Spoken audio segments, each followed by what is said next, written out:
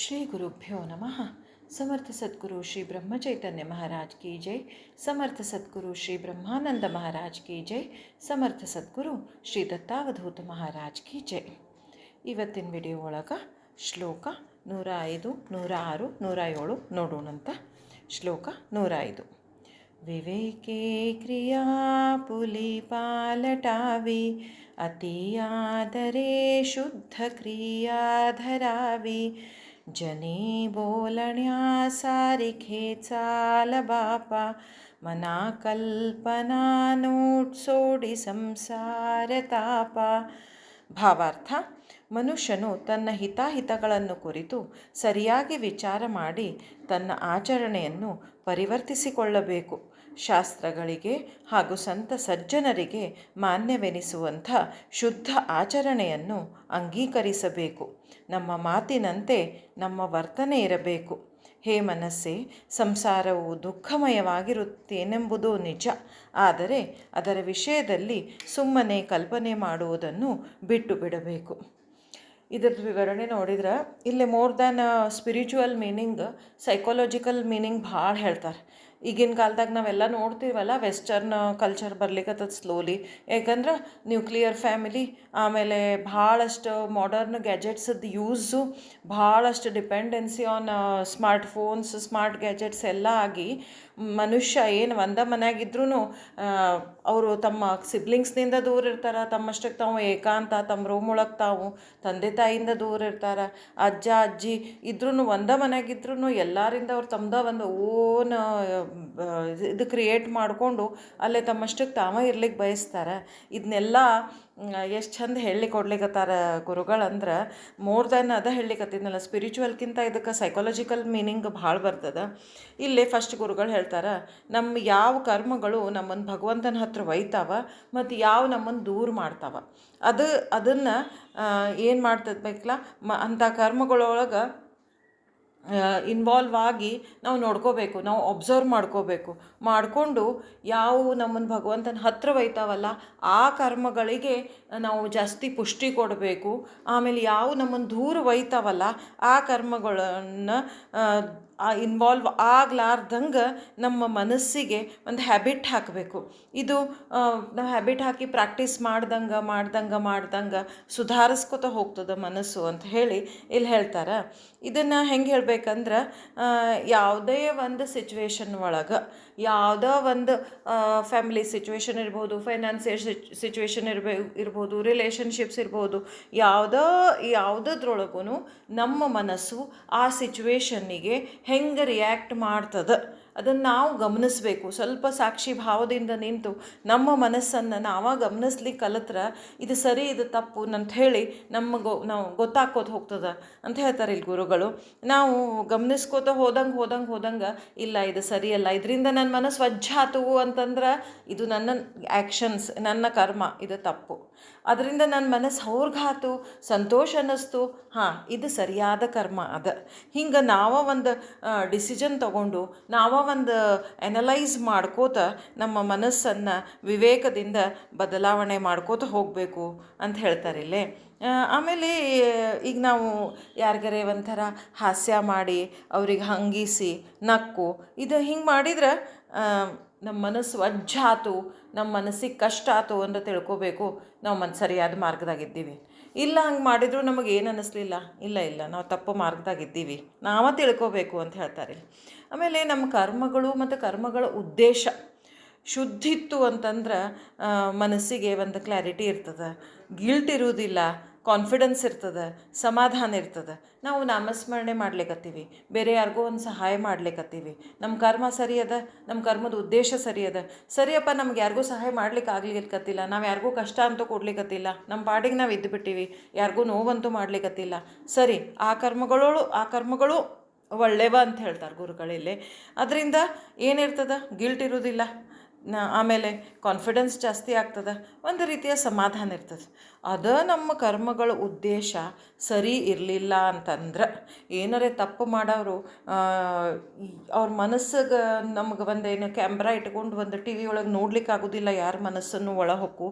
ಆದ್ರೆ ಈ ಎಷ್ಟೋ ಟೈಮ್ ನಾವು ನೋಡ್ತೀವಿ, ಎಷ್ಟೋ ರಾಜಕಾರಣಿಗಳು ಅವರು ಇವರು ಇಷ್ಟು ದುಡ್ಡು ತಿನ್ನೋದು, ಇಷ್ಟು ಕರಪ್ಷನ್ನು, ಇಷ್ಟು ಎಷ್ಟರೇ ಕಲೆಕ್ಟ್ ಮಾಡಿ ಎಲ್ಲಿ ಹೊತ್ಕೊಂಡು ಹೋಗ್ತಾರಪ್ಪ ಇವರು ಅಂತ ಅನ್ನಿಸ್ತಿರ್ತದೆ.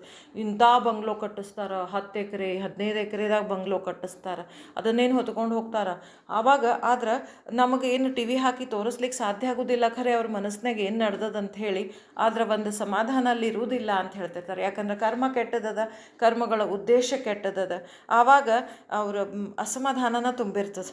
ಆಮೇಲೆ ಇನ್ನೊಂದು ಹೇಳ್ತಾರೆ ಗುರುಗಳು, ಇನ್ನೊಂದು ಭಾಳ ಸೈಕಾಲಜಿ ಎಫೆಕ್ಟ್ ಮಾಡೋದಂತಂದ್ರೆ ಅನ್ನೆಸೆಸರಿ ಇಮ್ಯಾಜಿನೇಷನ್ಸ್, ಇರ್ಲಾರದ ಕಾಲ್ಪನಿಕ ನಂಬಿಕೆಗಳು.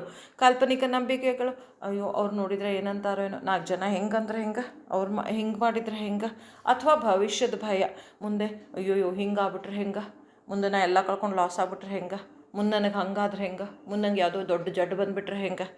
ಅನ್ನೆಸೆಸರಿ ಓವರ್ ಥಿಂಕಿಂಗ್ ಅಂತಾರಲ್ಲ, ಇವೆಲ್ಲ ರಿಯಲ್ ಪ್ರಾಬ್ಲಮ್ಸ್ ಇರುವುದೇ ಇಲ್ಲ. ಇವೆಲ್ಲ ಸುಮ್ಮನೆ ಇಮ್ಯಾಜಿನರಿ ಪ್ರಾಬ್ಲಮ್ಸ್ ಕ್ರಿಯೇಟ್ ಮಾಡಿಕೊಂಡು ಭಗವಂತನಿಂದ ಮನಸ್ಸನ್ನು ದೂರ ಒಯ್ತಿರ್ತಾವೆ. ಅದನ್ನು ಇವನ್ನೆಲ್ಲ ನಾವೇ ಸಾಕ್ಷಿ ಭಾವದಿಂದ ನೋಡಿಕೊಂಡು ಇವನ್ನೆಲ್ಲ ಅಲ್ಲೇ ಕಟ್ ಮಾಡ್ಕೋತ ಹೋಗಬೇಕು.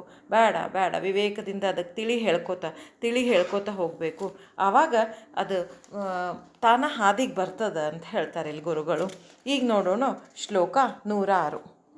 ಬರೀ ಸ್ನಾನ ಸಂಧ್ಯಾ ಕರಿಯೇ ಕನಿಷ್ಠ, ವಿವೇಕೆ ಮನಾ ಆವರಿ ಸ್ಥಾನ ಭ್ರಷ್ಟ, ದಯಾ ಸರ್ವಭೂತಿ ಜಯಾ ಮಾನವಾಲ, ಸದಾ ಪ್ರೇಮಳು ಭಕ್ತಿ ಭಾವೇ ನಿವಾಲ.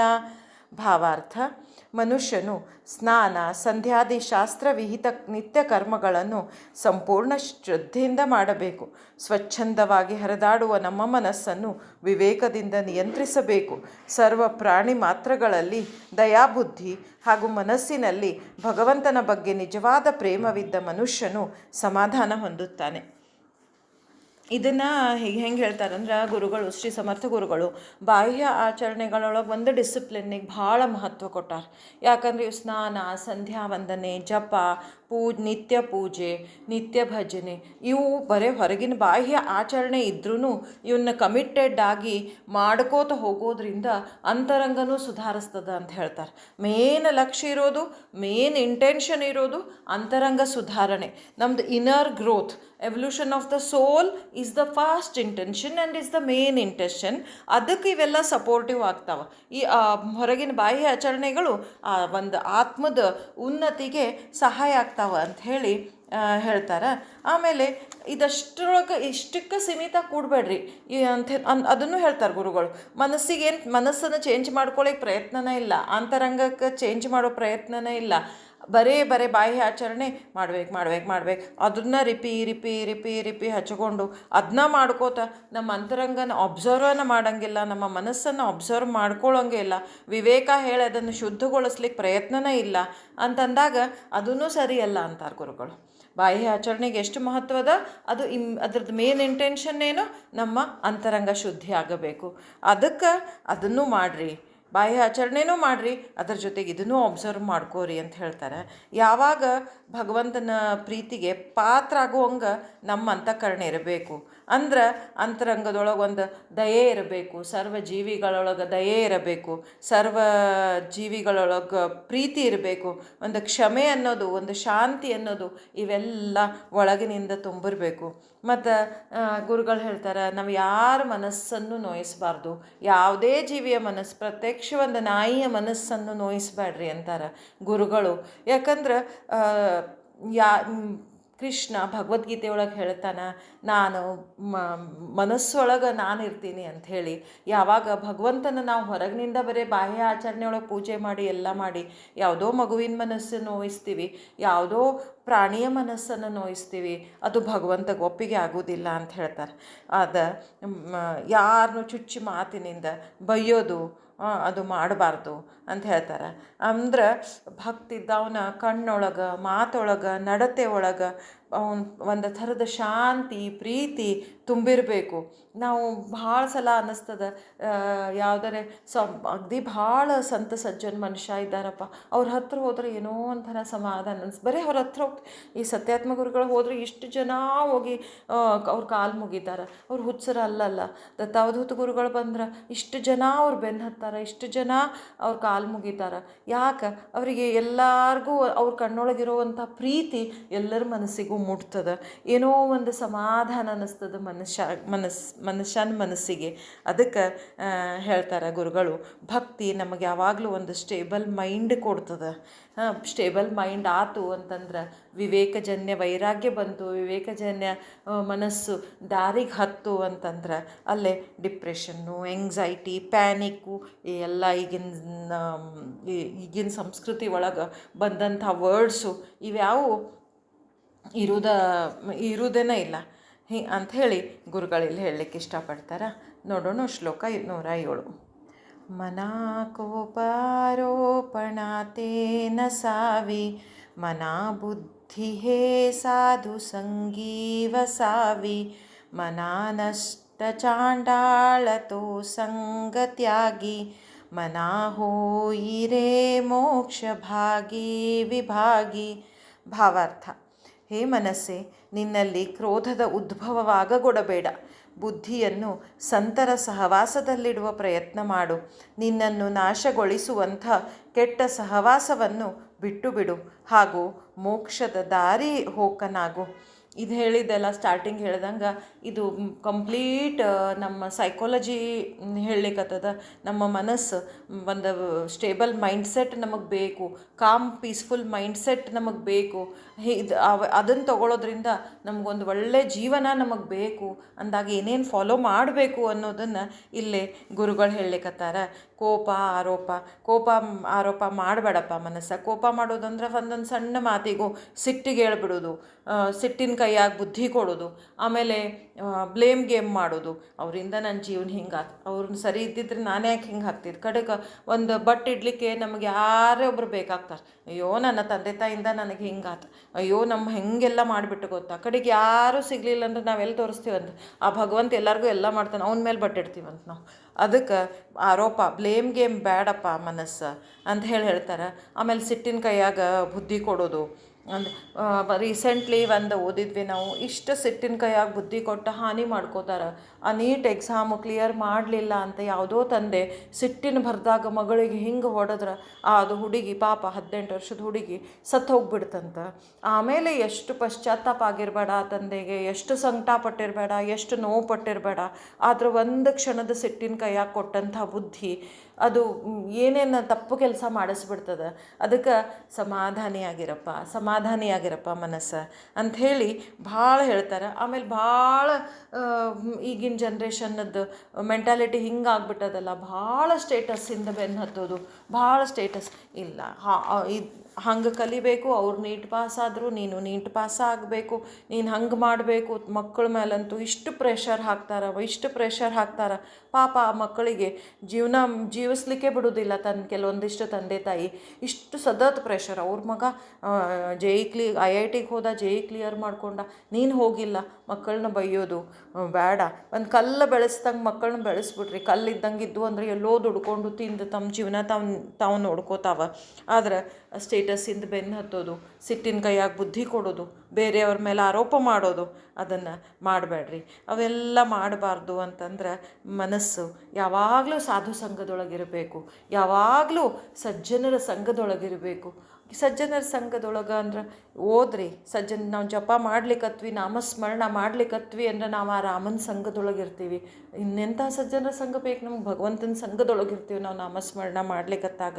ಹಂಗೆ ಸಂಘದೊಳಗಿರಬೇಕು. ಒಂದು ಪುಸ್ತಕ ಓದ್ಲಿಕ್ಕತ್ತೀವಿ, ಭಗವಂತಂದು ಏನೋ ಕೇಳಲಿಕ್ಕತ್ತೀವಿ ಅಂದ್ರೆ ನಮ್ಮ ಮನಸ್ಸಿನ ತುಂಬ ಅವರ ಚಿತ್ರ ಆವರಿಸ್ಕೊಳ್ತದೆ. ಅದಕ್ಕೆ ಸಜ್ಜನ ಸಂಘ ಅಂತ ಹೇಳ್ತಾರೆ ಇಲ್ಲಿ. ಆದ್ರೆ ಆಮೇಲೆ ಹೇಳ್ತಾರೆ ನಾನಷ್ಟು ಚಾಂಡಾಳ ತೋಸಂಗತಿಯಾಗಿ, ಚಾಂಡಾಳ ಅಂದ್ರೆ ಟಾಕ್ಸಿಕ್ ಪೀಪಲ್, ಕೆಟ್ಟ ಜನರ ಸಹವಾಸ. ಲಿಟ್ರಲಿ ಕೆಟ್ಟ ಜನ ಅಂದ್ರೆ ಫಿಸಿಕಲಿ ನಮ್ಮ ಮುಂದೆ ಇರಲಿಲ್ರೂ ಕೆಲವೊಮ್ಮೆ ಕೆಟ್ಟದೇನೋ ನೋಡ್ತೀವಿ, ಭಾಳ ಹಿಂಸಾತ್ಮಕ ಇದ್ದದ್ದನ್ನು ನೋಡ್ತೀವಿ. ಭಾಳಷ್ಟು ನ್ಯೂಸ್ ಪೇಪರ್ ಒಳಗೆ ಎಷ್ಟೊಂದು ಹಿಂಸೆ ವೈಲೆನ್ಸು ಎಲ್ಲ ಕೊಟ್ಟಿರ್ತಾರೆ, ಅದನ್ನೆಲ್ಲ ನೋಡ್ತೀವಿ, ಓದ್ತೀವಿ. ಕೆಲವೊಂದು ಏನೇನೋ ನೋಡ್ತೀವಿ ಕೆಟ್ಟಂದು. ಅದರಿಂದ ಎಲ್ಲ ಮನಸ್ಸು ಅದನ್ನು ಅಬ್ಸಾರ್ಬ್ ಮಾಡ್ತದೆ, ಸ್ಪಂಜಗತೆ. ಅದು ನಮಗೆ ಗೊತ್ತಿಲ್ದಂಗೆ ನಮ್ಮ ಬುದ್ಧಿ ಚೇಂಜ್ ಆಕ್ಕೋತ ಹೋಗ್ತದೆ. ನಾವು ಯಾವುದ್ರ ಕಡೆ ಹಸ್ತೀವಲ್ಲ ಆ ಥರದ ಬುದ್ಧಿ ನಮಗೆ ಚೇಂಜ್ ಆಕ್ಕೋತ ಹೋಗ್ತದೆ. ಅದಕ್ಕೆ ಸತ್ಸಂಗಕ್ಕೆ ಭಾಳ ಮಹತ್ವ ಇರ್ತದೆ. ದಿನದ ಮಂತ್ರಗಳು, ವಿಷ್ಣು ಸಹಸ್ರನಾಮ, ನಾಮಸ್ಮರಣೆ ಇವೆಲ್ಲ ಮನಸ್ಸನ್ನು ಕಾಮ್ ಮಾಡ್ತಾವೆ. ನಮಗೆ ಇದನ್ನೆಲ್ಲ ಜಪ್ಪಿಸ್ಕೊಂಡು ಮನಸ್ಸನ್ನು ಹಿಂಗೆ ಟ್ರೈನ್ ಮಾಡಿಕೊಂಡು ಮೋಕ್ಷಕ್ಕೆ ಹತ್ರ ಆಗ್ರಿ ಅಂತ ಹೇಳಿ ಇಲ್ಲಿ ಗುರುಗಳು ಹೇಳ್ತಾರೆ. ಇದನ್ನು ಡಿ ವಿ ಜಿ ಅವರು ಭಾಳ ಚಂದ ಕೆಲವೊಂದು ಹೇಳ್ತಿರ್ತಾರೆ.